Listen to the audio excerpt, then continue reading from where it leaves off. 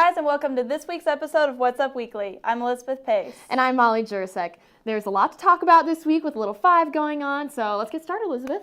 So, word on the street is that Victor Oladipo is back in town. Molly, you saw him? Yes, I may have seen him downtown last night, out on the town.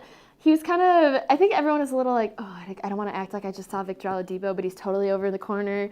And he was like standing on tables and having a good time. You know, like showing off a little bit Yeah. and like shaking everyone's hands, and like he's going by and like shake his hand. But yeah, people said they saw him at Taco Bell, like getting some prime service, cutting lines. Yeah. So I don't know what was a bigger deal this weekend, Victor being in town or Big Sean performing. Oh, yeah, Big Sean's going to be in town. There's something about him delivering pizza. You got to tell me about that. Yeah, so I'm looking on Twitter trying to see what else he was doing besides his concert last night, and apparently some people were tweeting, oh, Big Sean brought me pizza, I'm so happy, I'm crying. If you check out these tweets from some IU students, it looks like their geotags are in Indiana, so I'm guessing he must have been here bringing pizza to people, but I don't see any pizza in the pictures, so I can't even know if it was Pizza X or Avers or Mother Bears. I don't know. I mean, it's a sweet gesture, but I know a lot of people were excited to see this guy.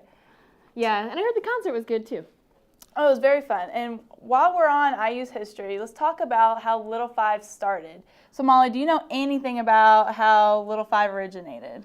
You're going to have to fill me in, Elizabeth. Okay. It's a bike race. Yeah, my freshman year, I remember I did a story on the history of it, and thanks to the help with IU Archives, it started out with just a simple bike race around a dorm hall on campus. Some students just got together and just raced around it. It created a lot of buzz, and it just grew bigger and bigger.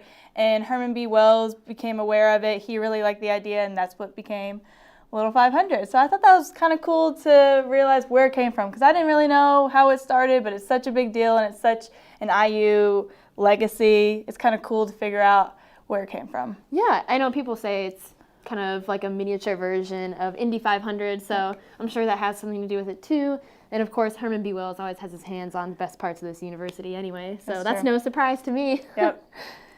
And another thing coming up towards the end of this year is graduation. Yeah, Molly's going to be graduating this spring.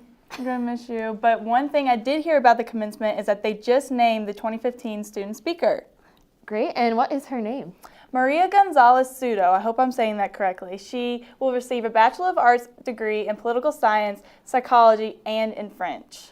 And she's also from Buenos Aires, Argentina, which is pretty cool. Wow. Well, that's going to be cool to sit in and listen. I hope I get to make it. Yeah, I think I've actually had a couple classes with her. She looked really familiar, and I have a minor in poli-sci, so I'm sure we've crossed paths. I'm excited to hear what she has to say, and it should be really good. Hopefully not a tearjerker. No, I'm sure she'll do great. Yeah, and they actually announced, along with that, the main commencement speaker, which is going to be Sage Steele, which I'm totally pumped for because she's an IU alum. She's a fellow broadcaster like ourselves. Yep. And in case you guys don't know, she hosts the Friday and Sunday editions of NBA Countdown on ESPN and ABC. So she should be a good speaker. That's her job. Such great alumni coming back to IU. It's so exciting. Yeah. And just so you guys know, commencement is May 9th, and it's going to be outside of Memorial Stadium since Assembly Hall is under renovation now. And they're doing that rain or shine, so we'll keep you updated if there's going to be any delays in the ceremony or anything. Yep. All right, well, Little 5 isn't just a bike race. And it's not just a week of partying either. And the documentary One Day in April, premiering this week, sets out to spotlight individuals who train rigorously for this big race. What's Up Weekly correspondent Olivia DeWeese has details from the filmmakers on what the movie's all about. Take a look. IU alum Tom Miller explored his Hoosier roots and documented the Little 500 in his first film, One Day in April. The film follows 4 teams as they train for the 2013 and 2014 men's and women's Little 500 races. But it was more than the race itself that intrigued Miller. The Little 500 is this really unique aspect of college life here. I mean, there's not really anything that compares to it, and there's certainly nothing around the country that really isn't anything like it either. Miller gave a pre-screening of the film to student media outlets this past weekend. He said he chose the Little 500 as his subject because he wanted to make a film that captured the idea of community in Midwestern life.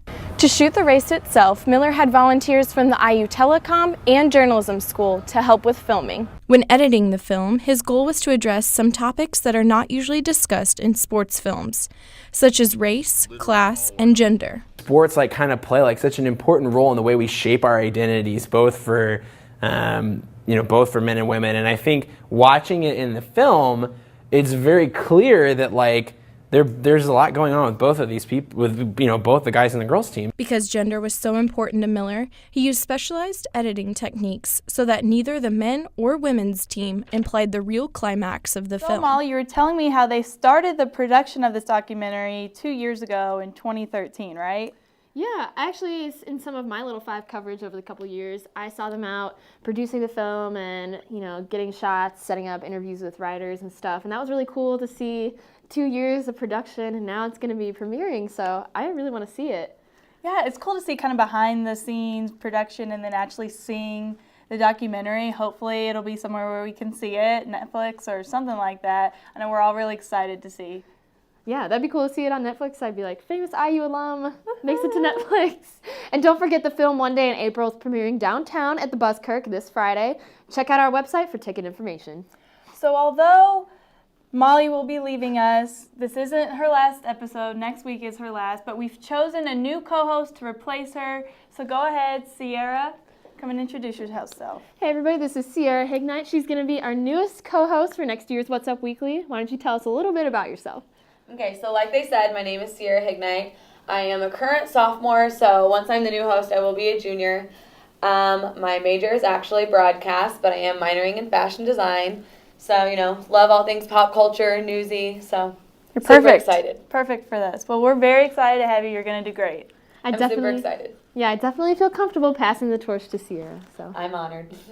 Well, that's all we have for you this week on What's Up Weekly. We'll be back soon with even more campus, pop culture, and current event updates. And in the meantime, join us in the conversation by liking us on Facebook and following us on Twitter at What's Up Weekly IU.